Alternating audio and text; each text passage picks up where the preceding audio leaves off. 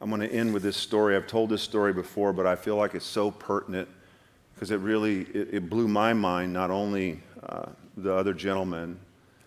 Both of our minds needed to be blown, but I was always taught in ministry, if someone wants one, give them two.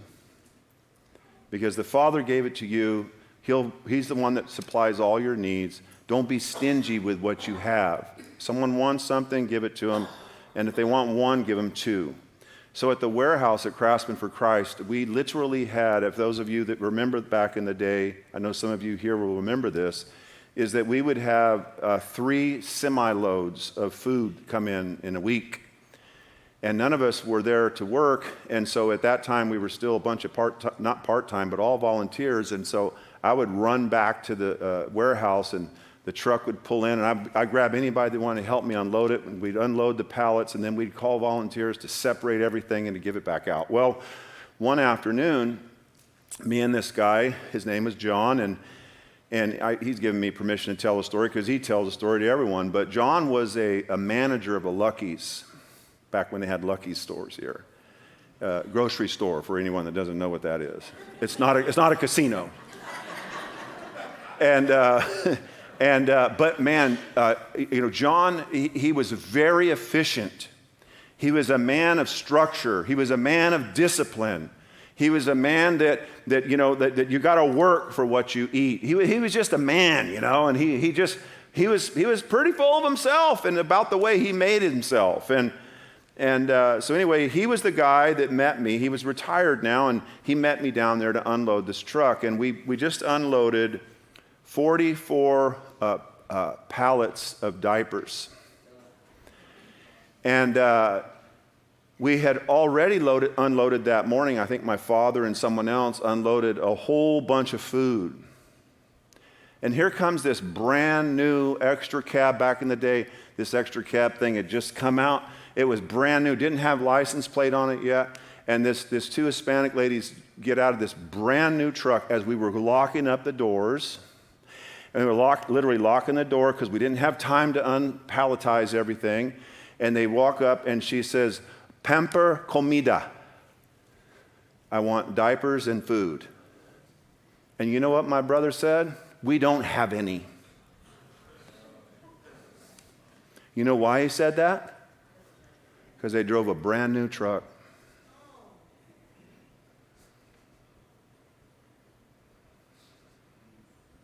I said, I'm going to cover my brother here. I said, I'm going to cover him. But I'm going to say, you know what? Can you give me your address? I know this was the Lord. Just like I know it was the Lord that sent his son to Tyre and Sidon. He set that whole thing up. I said, let me have your address because tomorrow he is going to deliver you some Pampers and some food. And you look at me. So they wrote their address. Now we were on Garden Highway and their address was on Garden Highway, but it was a strange address because it said something, something, something, Unit C. And so, and the address was south all the way to the end. You can't drive down there anymore. You can drive down there, but Garden Highway used to turn into 99. It doesn't anymore, but back then it did. And so I'm going to go with them. So the next day we loaded up some diapers, and I asked her for her size, and she gave it to us, and a banana box full of food. So we drive and drive and drive. We get down to the end of Garden Highway, and there's this great big farmhouse with this beautiful truck. It was blue, same truck. He goes, see? I go, yeah, I see. But that's not their address. And we went down this little dirt road, and it was this little shack after shack after shack that were basically migrant workers lived. And he knocked on the door, and he noticed there was one of the ladies there. And she said, come in. He didn't want to step in.